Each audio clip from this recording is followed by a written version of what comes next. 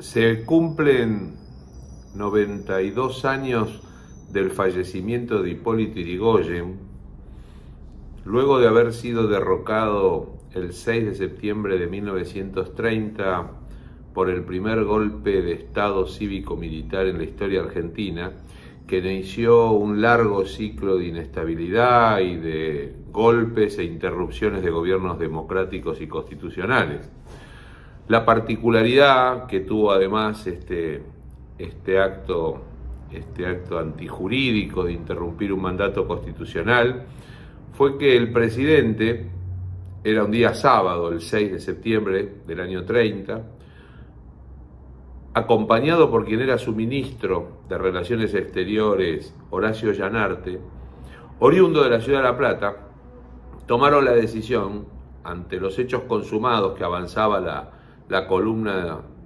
revolucionaria civil y militar hacia la Casa de Gobierno. El presidente había la tarde anterior delegado el mando en el vicepresidente Martínez porque se encontraba enfermo, Yrigoyen, en su casa de la calle Brasil, en el barrio de Constitución.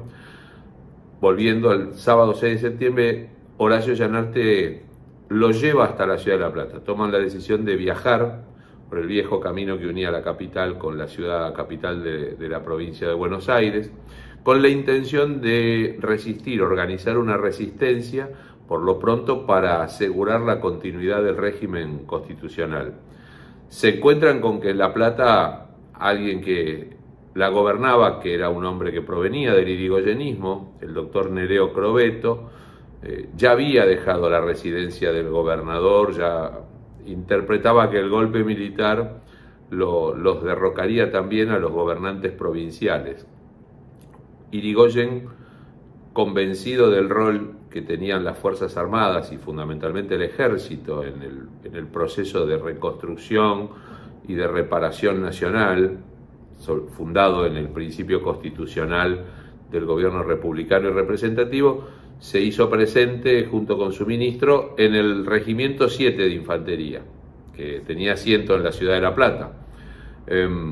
y pretendía o intentaba o consultaba cuál era la situación, si ese regimiento se iba a mantener leal al gobierno constitucional o si iba a reconocer al gobierno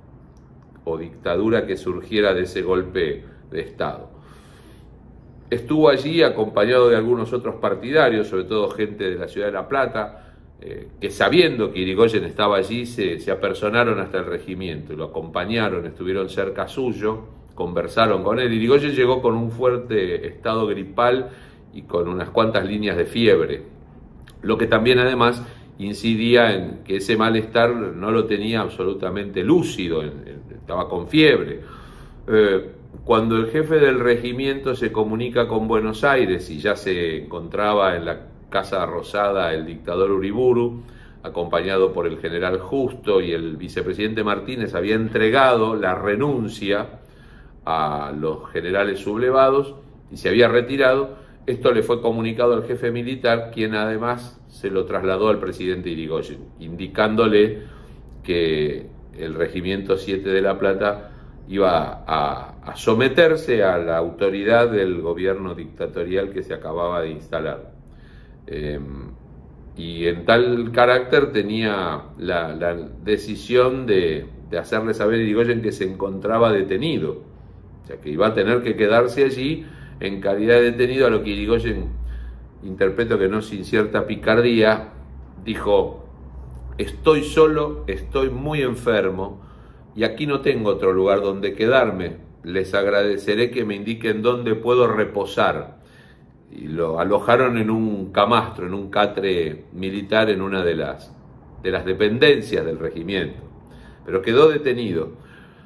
Sin perjuicio de eso, unos instantes antes de que pasara esto, Yrigoyen solicitó, al saber que la Casa Rosada había sido entregada a los sublevados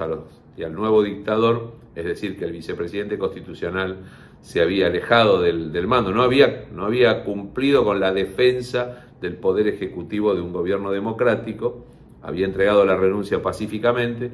y convencido Yrigoyen que la resistencia sería inútil dada esta situación, tomó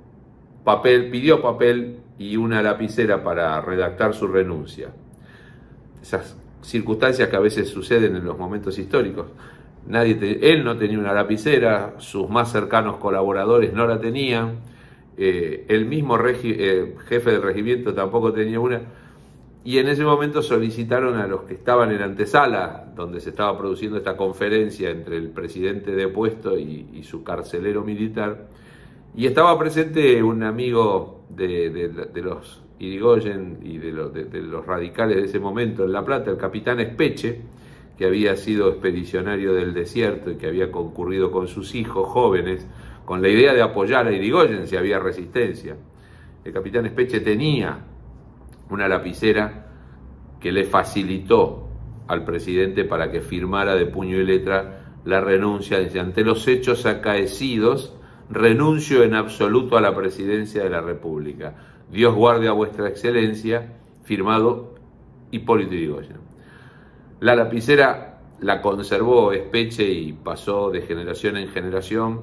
Estuvo alguna vez exhibida en el Instituto Irigoyeniano, fue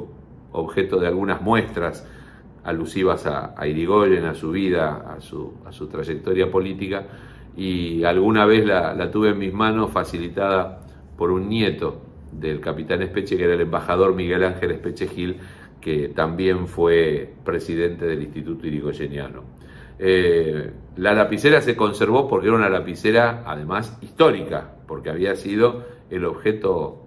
fundamental para un acontecimiento histórico, lamentable pero histórico: la renuncia de un presidente constitucional forzada por parte de autoridades militares que se habían sublevado contra la autoridad constitucional. Irigoyen permaneció detenido en el Regimiento 7 algunos días.